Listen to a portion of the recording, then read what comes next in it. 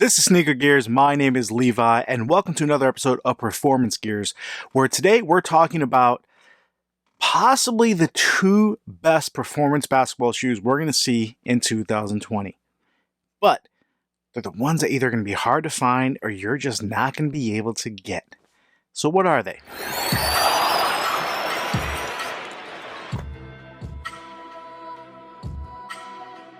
Alright, welcome to the channel. If this is your first time, thank you for joining us. Please hit the subscribe button down below, and if you like the video, hit the thumbs up. As you can see, there's two shoes behind me here, and these might be the shoes I'm talking about, but not quite. So normally on this channel, I don't really talk about shoes that are hype or heat or hard to get. I want to make sure we talk about the best performing shoes, but every now and then in the basketball world, there's heat, or there's shoes that are limited that actually are elite performers.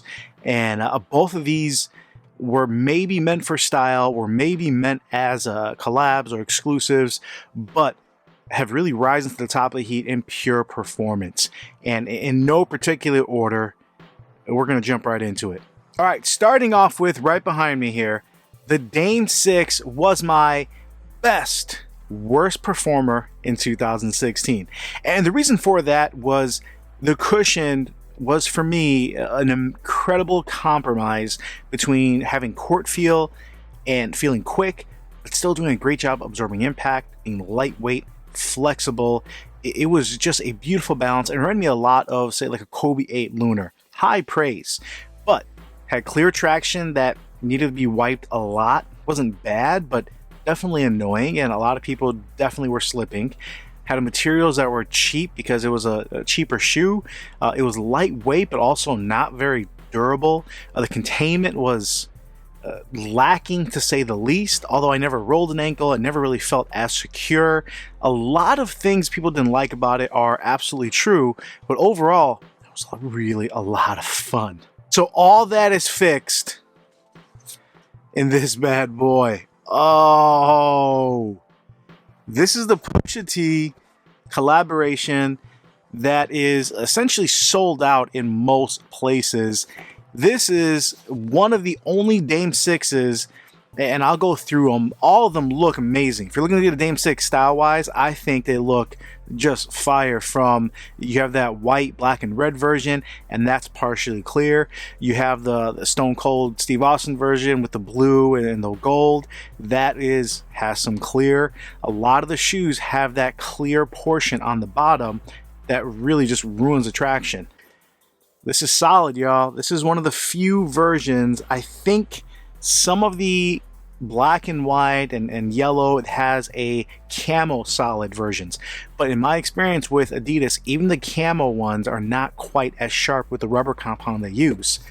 This compound, all right, so that fixes the traction. So if any of you guys out there have played in the Dame 6 or heard of the Dame 6, or you just weren't comfortable because you didn't trust the traction, boom. All right, check that off the list. Cushion, same cushion, we're good to go there. Containment and materials, and that's where this thing is just boss. From the lateral side, which is really where you're needing that containment, they really have upgraded this material on the outside. It's much stronger. The materials feel just way better. They don't feel cheap. Even the toe box, it's not a high quality leather by any means. This feels vinyl, but it feels strong. It feels like you're locked in here. You're not going anywhere. So the materials feel much stronger. They feel just like they're containing your foot, a lot more security. And then, guys, I have a wide foot. I went with a size 12, and even going with my true size, that once it broke in, it was just sloppy. Went with 11.5 with this, which is one of my few 11.5s. So I'm going to tell most people to go down, maybe not even half size, but a full size if you're not a wide footer. And it made a huge difference. So now we have a better locked in fit. We have less play and less slop, better containment. You have that great cushion, and you have amazing traction.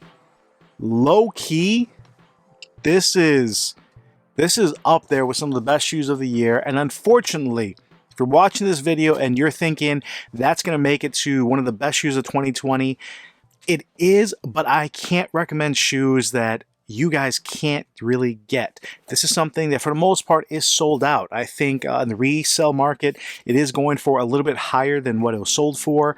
Now, the caveat to all this, the Dame 6 originally sold for about 115 or 110. Not a high price shoe, but definitely still in that budget, but really good value. This was 140, but I think with the stronger materials, with the better outsole, and just the overall style, obviously the collaboration, it was worth it. It really is. You are getting your money's worth on something that I would say is way better than the Harden, especially with the utilization of that light strike in this version. This is definitely going to be way better than your D Rose 10 or 11, whatever he's on now. And this is probably the best signature sneaker from Adidas. It just does everything well. All right, the second shoe, and you can see it right behind me here, that is or was potentially the #1 shoe of 2019, and I'm still going to put that together for you guys. 2020 for All-Star Break, they gave us this. Are you kidding me? All right, so this looked like just kind of a style version. Obviously, it's a little bit heavier because it has all this extra material.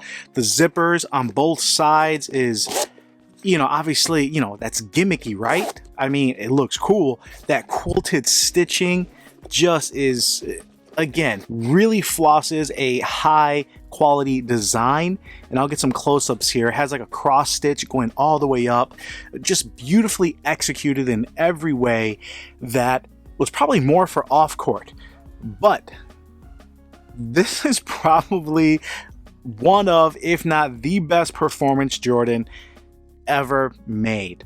This thing is amazing. It solved any issue the Jordan 34 had. The Jordan 34 did not have the best lateral containment. Well, the strong materials on this hold you down. The Jordan 34 felt a little flimsy and strong, so the lockdown maybe wasn't as precise. With this, you feel locked in. Ridiculous. Style-wise, the Jordan 34 has those little kind of elephant ears popping up here. This is just super clean. Every element is spot on where you're getting the traction, the containment. It's still rather lightweight, still feels lightweight on your foot, but everything about it is amazing.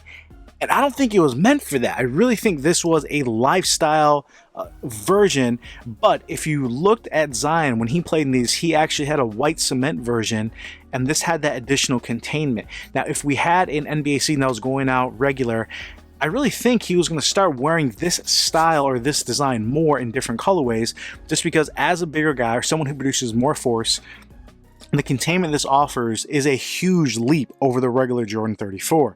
I hope they come out with different designs, because this low-key, if you can get your hands on it, is probably the best performance sneaker of the year. All right, guys, girls, I know I made a video on it already where I talked about the Dame 5, where different colorways make a huge difference in a shoe.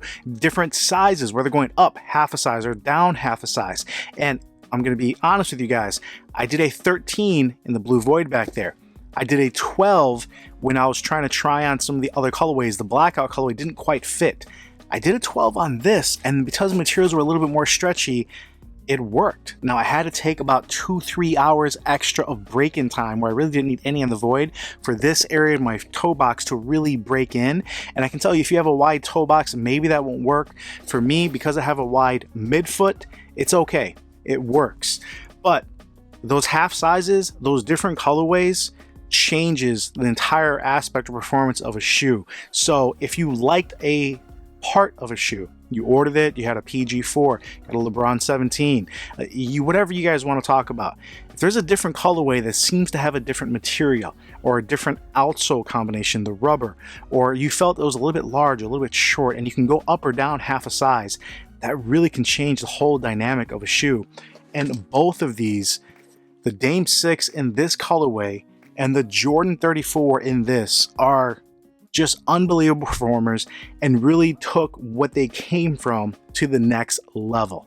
For all my athletes out there, I hope you are able to stay in shape, work on your running, work on your game, whether it's agility drills if you're in football, if you're in basketball, if you're in volleyball, working on your plyos, working on your cardio. I know a lot of the world, we are at a stay-at-home state, kind of a quarantine. So do your best to really keep improving, not only mentally but physically. Make this a time where we can all just get better. Now right now, a lot of companies, Nike including, Finish Line Champs, they've been doing quite a few sales just because shoe sales are slow. There's not much you really need. So if you're looking to get a deal on a shoe for this coming summer, maybe end of the year, whenever we'll get out of this together, now's the time.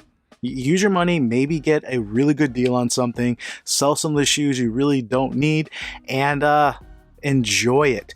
Guys, if this helped you in any way, please give this video a thumbs up. If you have any questions, put them in the comments below. As always, really appreciate you guys. This is Levi of Sneaker Gears, and I will come at you later.